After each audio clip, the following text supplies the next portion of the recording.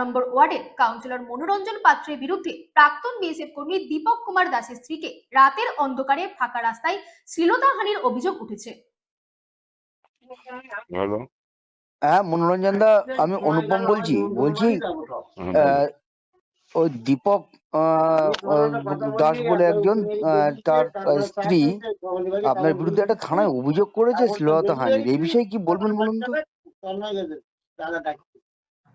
ও তো কবে এটা? এই রিসেন্ট করেছে, 2 তারিখে আপনার বিরুদ্ধে একটা অভিযোগ করেছে। আপনি নাকি উনি রাত্রিবেলায় যাচ্ছিল, আপনি ওনাকে শ্লীলতাহানি করেছেন এবং আপনার সঙ্গে আরো 4-5 জন ছিল। আপনাকে সহ মোট 8 জনের বিরুদ্ধে অভিযোগ দায়ের করেছে। ওটা কোনোদিন ওর মুখোমুখি হয়নি। আমরা কোনোদিন হচ্ছে কি 1 বছরের মধ্যে ওর বউয়ের মুখও দেখিনি, আর ওর বউয়ের সাথে কোনো কথা কাটাকাটি হয়নি, কোনো কিছু কথাই হয়নি। যা করেছে ফলস করেছে। এর প্রমাণিত হচ্ছে কিনা যদি করতে পারে, যদি কোনোভাবে প্রমাণিত করতে পারে, যা সাজা দেবে আমি মাথা পেতে নেবো। তার জন্য আমি কোর্টে উকিলের সাথে কথা বলেছি। আচ্ছা আচ্ছা আচ্ছা, ধন্যবাদ ধন্যবাদ। যা সাজা দেবে মাথা পেতে নেবো, যদি একানা প্রমাণিত করতে পারে। আচ্ছা আচ্ছা, ঠিক আছে। আর ওদিন আমি বিধায়কের সাথে পদ্ধতির খাওয়া দাওয়ার ওখানে ছিলাম। ওদিন আমি বিধায়ক 25 তারিখ যেদিন করেছে, সেদিন আমি বিধায়কের সাথে খাওয়া দাওয়া ছিল পদ্ধতি 6 নম্বর ওয়ার্ডে, ওখানে বিধায়কের সঙ্গে ছিলাম। ও আচ্ছা আচ্ছা আচ্ছা আচ্ছা, ঠিক আছে, ঠিক আছে, ঠিক আছে, ঠিক আছে, থ্যাংক ইউ। আর আমি সঙ্গে ছিলাম, তার ছবিও আছে। ঠিক আছে, ধন্যবাদ দাদা। ঠিক।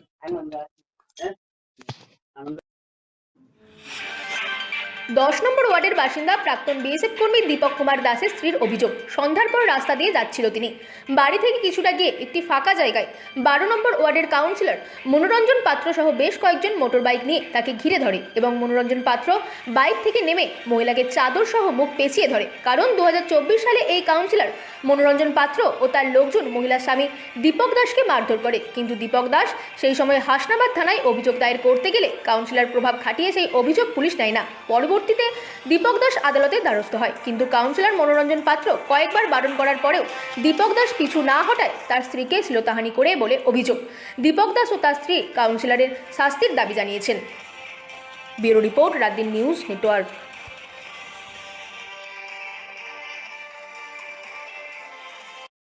বৌদি বলছি, আপনি টাকি পৌরসভার 12 নম্বর ওয়ার্ডের কাউন্সিলর মনোরঞ্জন পাত্র, তার বিরুদ্ধে একটা শ্লীলতাহানির অভিযোগ করেছেন, ঘটনাটা কি? ঘটনাটা 12 নম্বর ওয়ার্ডের কাউন্সিলর মনোরঞ্জন পাত্র আমার স্বামীকে 2024 সালের নভেম্বর মাসের 2 তারিখে এসে প্রচণ্ড মারধর করে বাড়িতে এসে, এবং আমি অভিযোগ দায়ের করেছিলাম হাসনাবাদ থানায়, কিন্তু উনি আমার অভিযোগ শোনেননি। তখন আমি কোর্টের দ্বারস্থ হই এবং সেখানে বিভিন্ন উকিলের পরামর্শ নিয়ে আমি কোর্টে জানালে আমাকে তবুও আমি কোনো রকম বিচার পাইনি। যাই হোক, আমি আবার যখন এই 26 সালের 25শে জানুয়ারি আমি হাটে যাচ্ছিলাম, তখন আমাকে বাইক বাহিনী 3-4 জন হবে, এই মনোরঞ্জন পাত্র আমার মুখ এসে চেপে ধরলো, জড়িয়ে পেঁচিয়ে একদম চাদর দিয়ে ধরে আমাকে প্রচণ্ডভাবে হেনস্থা করলো। আমি ভীষণ ভেঙে পড়লাম ওখানে, এবং তখন আমি হাসনাবাদ থানায় আমার স্বামীর সঙ্গে গিয়ে অভিযোগ দায়ের করি, এবং আমার এই অভিযোগটা বর্তমান আইসি উনি অভিযোগটা নেন। এইভাবে আমি হেনস্থা হয়েছি ওনার কাছে, এবং তার সঙ্গে অনেকজন ছিলই, কিন্তু তার মধ্যে আমি 2-3 জনের আওয়াজ চিনতে পেরেছি, বুদ্ধদেব দাস, রাজীব চক্রবর্তী, এদের আওয়াজগুলো আমি চিনতে পেরেছি যে এরাও ছিল। মনোরঞ্জন পাত্রের সঙ্গে ছিল, তাই তো? হ্যাঁ, মনোরঞ্জন পাত্র তো অবশ্যই ছিল, তার সঙ্গে এদের গলাও আমি চিনতে পারি। আপনি এখন কি চাইছেন? আমি চাইছি ওদের কঠিনতম শাস্তি হোক। আপনার আচ্ছা দাদা, আপনার স্ত্রী 12 নম্বর ওয়ার্ডের কাউন্সিলর মনোরঞ্জন পাত্রের বিরুদ্ধে একটা শ্লীলতাহানির অভিযোগ করেছে, ঘটনাটা কি হয়েছে? ঘটনাটা অ্যাকচুয়ালি দেখুন, এই কাউন্সিলর সম্পর্কে আমি বেশি কিছু বলতে চাই না। বর্তমানে কাউন্সিলরের সমাজসেবকের নামে একজন সমাজবিরোধী ক্রিমিনাল, যত অবৈধ কাজে লিপ্ত। এবং এমন কিছু কাজ করছে যেটা সমাজে খুবই নিন্দনীয়। একজন আমি ডিফেন্স পার্সোনাল, এখন আমি সবসময় চেষ্টা করেছি যাতে কোনো রকম, বিশেষ করে আমরা যে জায়গাটা থাকি সেটাকে সুন্দর এবং ভালো পরিবেশ মুক্ত সুন্দর পরিবেশ হয়। তার জন্য ওকে অনেকবার সতর্ক করা হয়েছে যে যেন সব নোংরা কাজে লিপ্ত না হতে, যেটা বাইরে হচ্ছে করো, পাড়ার মধ্যে যেন না হয়। গরিব অসহায় ব্যক্তিকে, তাদের দিন দরিদ্র দুঃখী মানুষকে যেন হেনস্থা না করা হয়।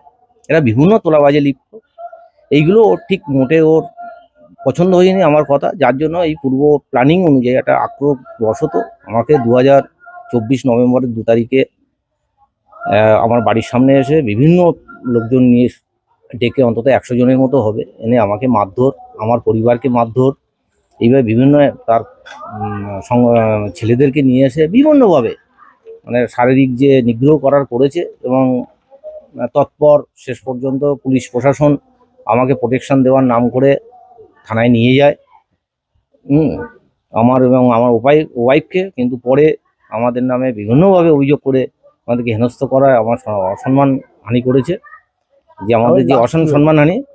লাস্টে আমি এই বিষয়ে বিভিন্ন আইসি হাসনাবাদ, তখন তদানীন্তন শ্রী গোপাল বিশ্বাস মহাশয়ের কাছেও গিয়েছি, কোনো আমার অভিযোগ শোনেননি বা কিছু করেননি।